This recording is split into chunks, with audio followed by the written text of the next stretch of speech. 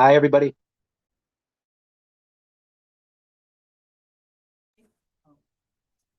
Hey, You ready, Norma? Okay.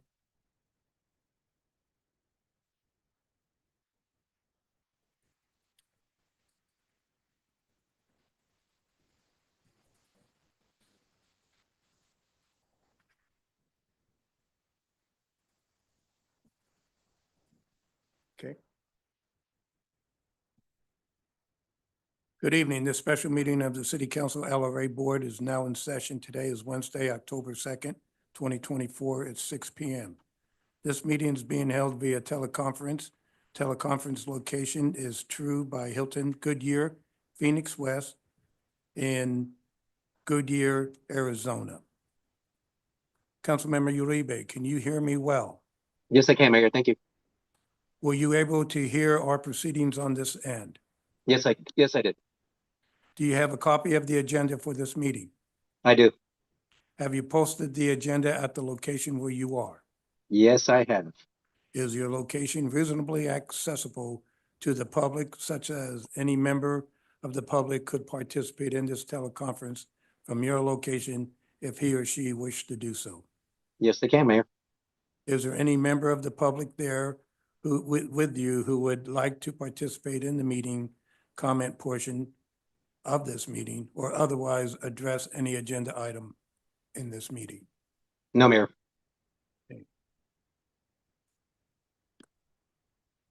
Shall we rise for the flag salute?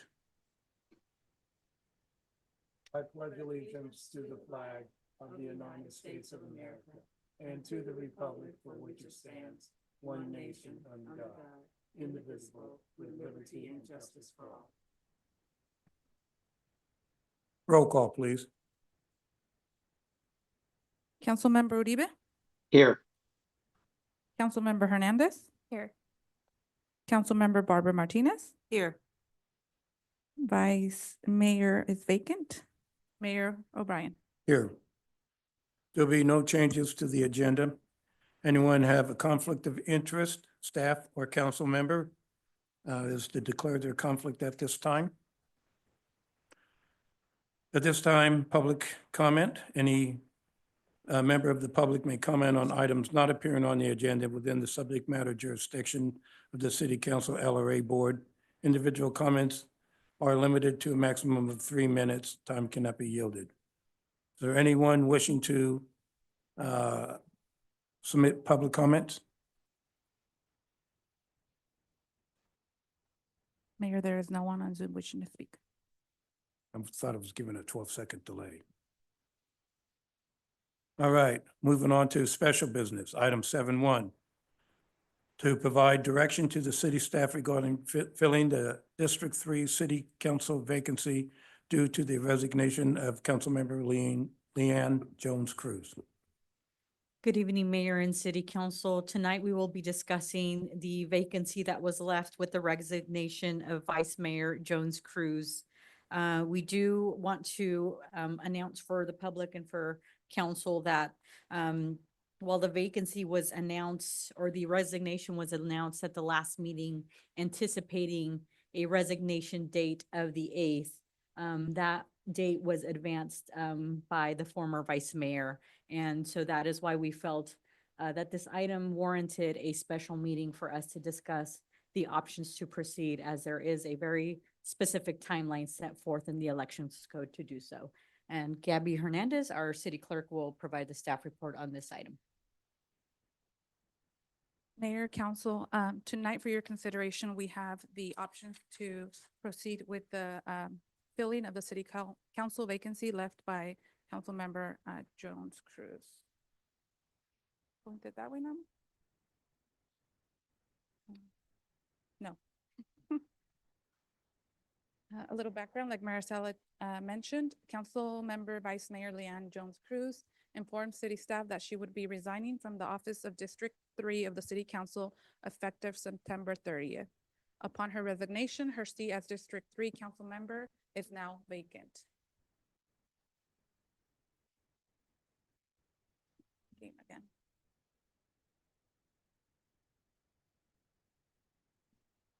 Do you mind clicking it for me?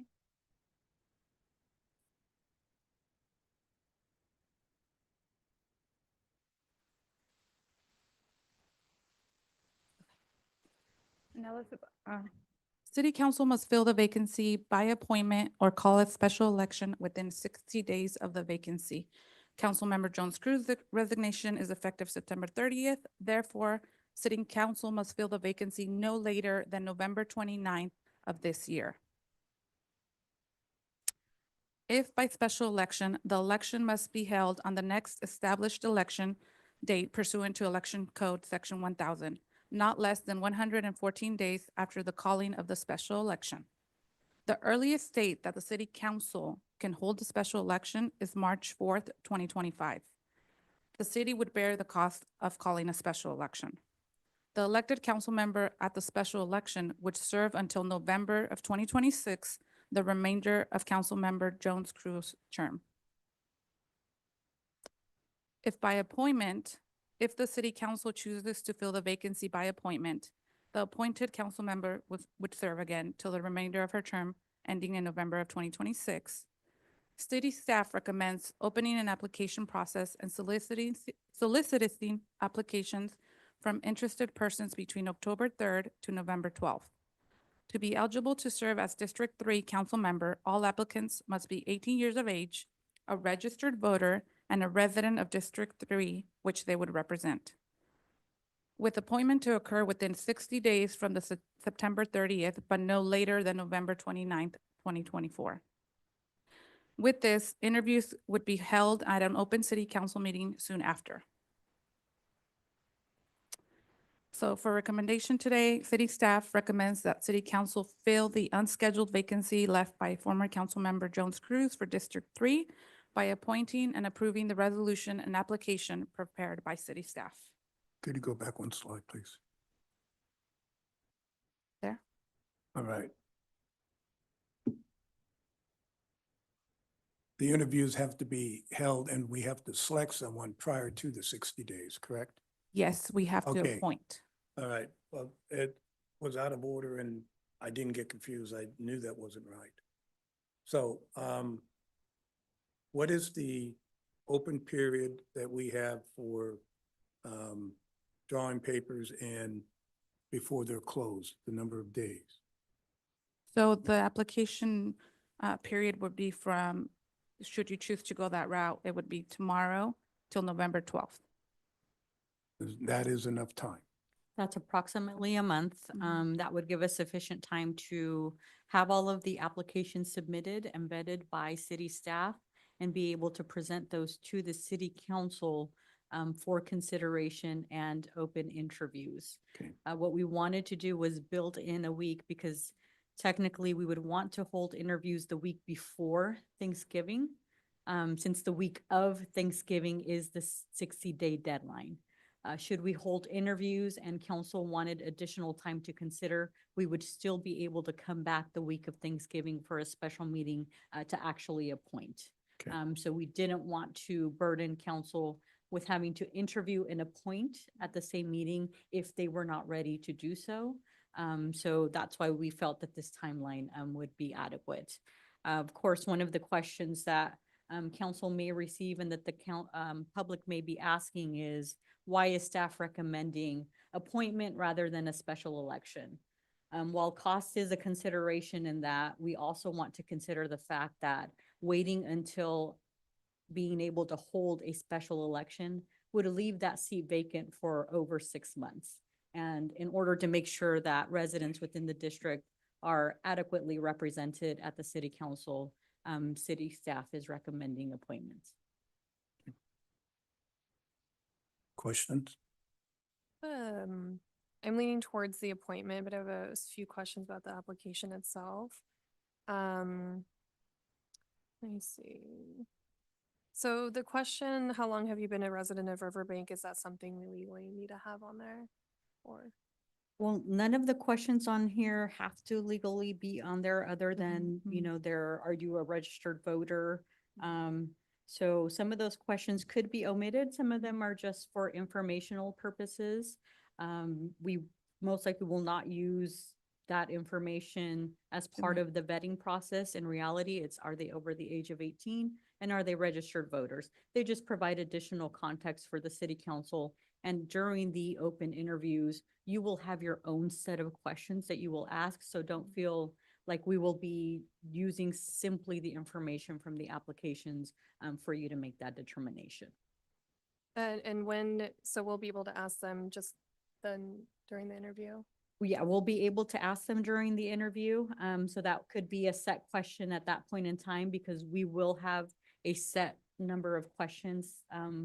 We won't have you ask questions kind of randomly because we want to make sure that each applicant has the opportunity to provide the same responses to questions that are being answered. Okay, because I was leaning more towards, because if there an ordinance or something with a minimum that they need to be registered for in the city to run? No, technically, as long as they are a registered voter, so they could move in today and go change their address with the register or with the Secretary of State. And then have their updated information. So So can I jump in? Sorry. So when we verify that they are a registered voter, and if, like Marcel said, they moved today and, change their address, it takes a few days to go through the Secretary of State. So if they come apply and I go verify and they're not registered on the same day, it usually takes a few days, maybe a week or two. It's not super quick, but they also have to be a resident of that district boundary. Okay, okay, so I was thinking this was like a bare minimum application, because I was curious, then it answers the rest of the questions. I was curious if they needed employment information, or if please describe your education, training, or certification suffices for that question, or that kind of thing. So these aren't like bare minimums that they need to fill out. these are really just questions that we felt might provide more context for the city council, that you didn't necessarily have to question them about that in public. But not necessarily items that are required to be asked of them. Is this application gonna be online? Yes, if we choose to go this route, everything would be available tomorrow on our city website. We would publish it, notice it, social media, they can pick up in the office here, download, we could do all those. Pure curiosity too, like English, Spanish, that kind of thing. Okay. Hey, I had a question about, so if we do, I'm leaning towards the appointment too, with the application. So we will get a chance to review the applications as they come in ahead of time, right? Instead of same day that we're having our city council meeting. Well, the city council won't have an opportunity to review those. City staff will review those, like I said, just to make sure that they meet the two bare minimum qualifications of being the registered voter in the district and 18. But you will get an agenda package because we will formally hold an open meeting for you to be able to interview each of the applicants. And so you will receive a package like we do for any standard agendas. And then the applications will not be accepted after date and time, time and date, but this will, if we go with the appointment, then that will be automatically filled in on the application itself, correct? Correct. Okay.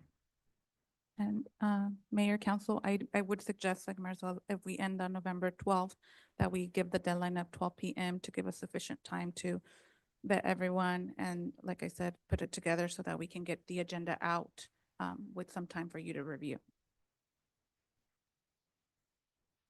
Councilmember Uribe.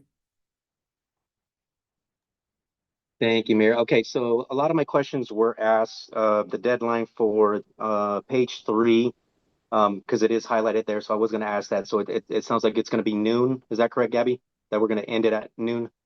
That's what we are suggesting, yes. Yeah, okay, I agree with that. And then obviously it's going to have to be a special election because you'd have to agendize it. That was my other question. So thank you for answering that one. I'm definitely leaning towards appointment as well. Special election, like you said, is costly. The vacancy seat would be for half a year, so that's pretty extended.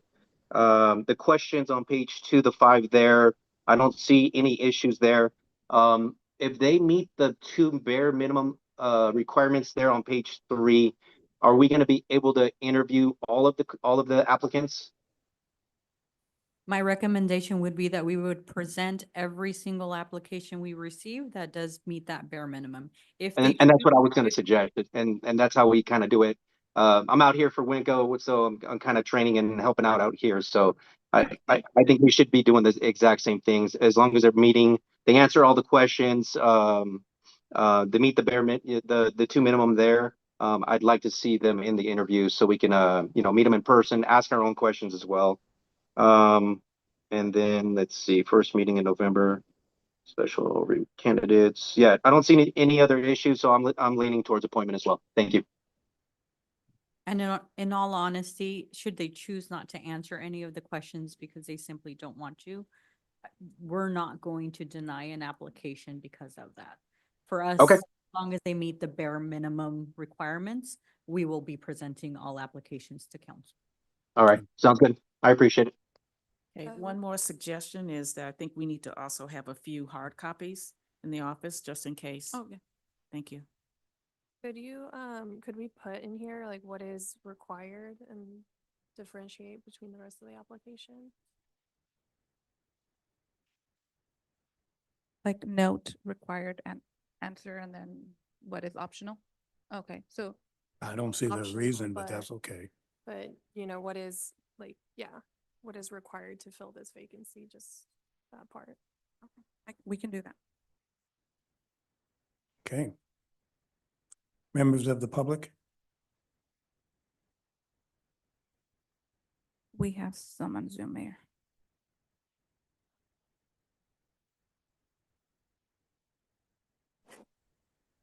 Ms. Agers, can you hear us? Yes, can you hear me? Yes, please go ahead. Thank you. Jamie Agers, 7730 McHenry Avenue, Modesto, California. I am very interested in this agenda item. I think that given that you have more than 2 years remaining on this particular council member's vacancy, you should be holding a special election rather than just appointing someone. And it's very concerning to me that you are all leaning toward this action of just appointing someone. So please take that into consideration. Thank you.